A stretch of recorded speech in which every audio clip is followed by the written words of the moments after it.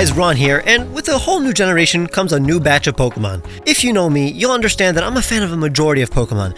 I can even see the value of my least favorite pocket monsters, and just like in the previous generations, there are a few that I like less than the average Pokemon. And considering my opinion on Pokemon mostly comes down to design, redesigning some of them will help me sleep at night. Keep in mind, the Pokemon I believe will benefit from a redesign are probably not the same as yours. This is simply an exercise in how I would execute some of these concepts. I honestly don't think I objectively fixed any of these, just simply made them closer to my taste. I designed all of these on stream, by the way. That's right! Just make sure to subscribe and click the notification bell because I will be producing more and more of my art videos live on YouTube, where you guys can help me design Pokemon in the chat. We're starting with Pawmot, my least favorite Pokemon of the region. I understand that most people's ire is directed towards Pawmot for literally just being a bipedal Pawmi, and most would be satisfied with Pawmot if Pawmot didn't exist. But I personally don't like the design of Pawmot. Pawmi, and by extension Pawmot, have way better and cuter proportions in my opinion. I despise the proportions of Pawmot. It has a big baby head on an empty, elongated body. They literally took Pawmi's face and placed it on a fully evolved Pokemon. I don't vibe with that. Even if there is precedent for this kind of lazy evolution in Pokemon, I think this was the worst execution. It's definitely cuter in 2D, and I need you guys to remember that I designed all of these redesigns literally a day before the official art for most of them was revealed, so my grievances is mostly with the in-game models. But honestly, my biggest nitpick is with the human-style hair. I wouldn't have a problem with this if it was like part of the concept, like Squawkabilly or Bouffalante. But they thought that giving it shonen protagonist hair would be enough for a difference in an evolution. The literal concept is that it's a weirdly proportioned Pawmot with hair. Okay, enough with my rant. For all of these designs, the concept will stay relatively similar to the original concept. This is still going to be a fighting electric Marmot with defibrillators on its palm, but I want to make it a bit feistier. I'm going to keep it on all fours. It can stand like Pikachu, but in my art, it'd be mid-action and moves faster on all fours. It has giant arms and tiny legs, basically a buff Pikachu. This pose won't really reveal the defibrillators on its palms, but you barely see them in game anyways. It'll still have Pawmi's face, but a way more angry version. More differences will be added later. We decided to make its ears more angular to differentiate it. Why can't I say differentiate? We decided to make its ears more angular to differentiate it from Pawmi and make it look more sharp and dangerous.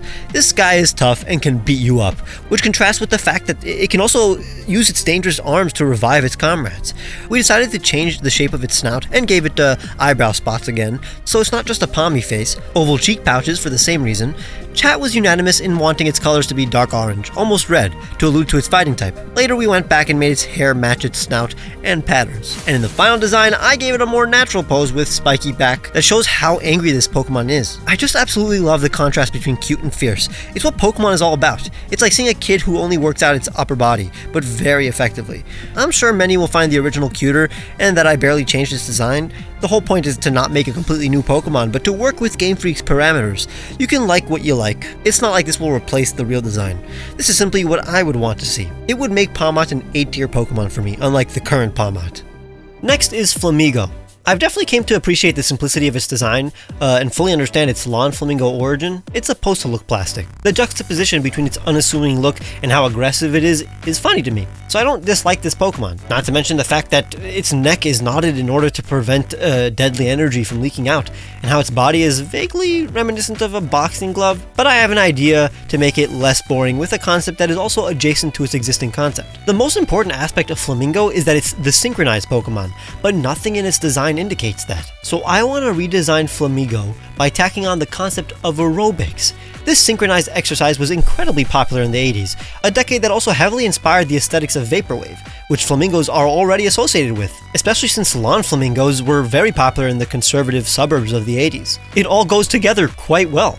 I'm going to design an exercising Flamingo with Vaporwave colors like magenta and cyan. Starting by first drawing Flamigo's rough proportions before deviating from the original, I made its beak a bit sharper and gave it a more intelligent expression, considering my main gripe was how Flamigo feels as fantastical as an actual flamingo, so more angry eyes makes it look like a fictional creature. The whole time I'm going to try to incorporate the 80s aerobic leotard. It's incredibly tough to do that without giving it a feminine or at least humanoid figure. We thought its face was as plain as a real flamingo too, so we tried adding a ponytail, but Chad agreed a bun made of feathers looked more natural, especially since its feathers being tied in a knot makes its neck being tied in a knot more consistent. We gave it leg warmers on its legs and added the colors I associate with the 80s, but its lower body did not fit. It wasn't until I added the appropriately 80s wave segment to the body that the leotard pattern looked more cohesive. Some thought it was a bit over-designed, but the whole point is that it's a flamingo. They're associated with flamboyancy. I hope that's a word. The final design is super fun to me, and what I first assumed a flamingo Pokemon would look like. Of course, those that already enjoyed the concept of the original would probably prefer the real flamingo, but the color scheme of my version is so appealing to me that I can't help but approve of it. Next is Frigibax. Not a bad Pokemon. I'm a big fan of the line. Some wanted me to redesign Baxcalibur, but I have no serious problems with it. Frigibax, however, is a bit unsettling for me. It's probably based on the relatively ugly Godzilla Jr. This mixture of cute and goofy is evident in Frigibax. It has a place, but I'd personally tone down the ugliness while still keeping the goofiness. I really like the smooth, bald head that its evolved forms have, instead of its lumps, and really wish that its body was a little bit more pseudo-legendary shaped. So that's the first thing I'm gonna do. I'm giving it a more traditional shape with a sharper beak, bigger back spike, and angry eyes instead of stoned. I never liked the flat face of its original design, so this remedies it. It's still walking the big walk and talking the big talk. I used very low-res pictures of this official art as reference, before the high-quality ones were officially revealed days later. The rest of its body is literally the same, but with different proportions, because that's mainly what I disliked. We migrated its icicle birthmark to below the eyes, so it looks like a baby tear, and added another one on top, as if it's getting balder as it evolves. The colors are simply a brighter version of the real palette, so it naturally gets darker and bluer as it evolves. Here he is, still cute. I can predict that some would think that the goofier design of the original makes it cuter, but I really like the bald head of this new version, as well as the colors. I've definitely grown to like the real Frigibax though, I don't dislike it or anything. Now it's time for the runt that is Capsakid. Many dislike how this rascal doesn't seem to respect our personal space in the game. It's quite hilarious, but my personal problem is how it looks. Like, yeah, it's kinda cute, but like in a terrifying way. I was originally gonna redesign Skullvillain, but honestly, the things that I would change about it, like its hollow eyes and head shape, would also be changed about Capsakid. In fact, I'd change way more about Capsakid, so I'm gonna do just that. I'll make its head actually pepper-shaped. It'll be a little menacing, unripe pepper running around. The stem will be longer, its mouth will still have a little seed buck tooth, but its beak has got to go. Its body is literally the same, but its little hand leaves will be a bit bigger and slightly less hand-like. Its eyes will still be hollow, but a seed as its eyeball will make it look less creepy. I gave it leaf hair like in the original, almost like the cap of a Japanese kindergartner, as well as the messy hair of a rascal. I thought a hint of red would help make its body look more festive and spicy. Warmer tones and a yellow pepper also makes the progression of the line more exciting. Here is the final design. I love this little stinker now. Its design matches its energy. Nothing too drastic. It's the same exact concept, but with an execution that matches my taste in both Pokemon and food. Now I'm going to tackle a controversial Pokemon, Tandemaus. It's become fairly popular as people slowly learn to not care about how simple and minimalist it looks, and really come to appreciate its quirky concept and lovable idea, name, evolution, and fan art. It's a fun Pokemon, but I believe we can have the same amount of fun with this concept while also tweaking the design just a bit. I don't super gel with the idea of having a Pokemon whose design can work for literally any other franchise. There's nothing about Tandemaus' design that indicates that it's a Pokemon. It's too featureless. It's literally a cartoon mouse. Rattata at least has the colors, personality, and art style of a Pokemon. The only thing that makes Tandemaus fantastical is that it's comprised of 2 mice. It's okay, it works, but I just want to make it a bit more clever and a bit less minimalist. So while it's gonna have the exact same concept, instead of 3 circles for a face, it will have more angular ears and a pointier nose. It's still gonna look like a soulless mouse doll, so chat insisted that it has no mouth. Now I decided to give it one extra feature so it's not just a cartoon mouse with no distinct traits. I added tufts of fur to look like a bow tie along with tuft on the other that looks like a bow. I personally like how the original Tandemaus has no features associated with genders, so you can't really tell the orientation of the couple, but my redesign has one looking a bit more masculine and the other looking a bit more traditionally feminine, but they're still genderless. It's just an excuse to make my individual mice have more character instead of copy and pasting a mouse. I also decided to make one more responsible and the other more energetic. It's just fun that way. And finally, I intertwined their tails like a rat king, but also made it in the shape of a double helix to allude to their DNA combining to bring about their offspring when they evolve. Chat wanted to see heart patterns on both of them. One will look like pants while the other will look like a top.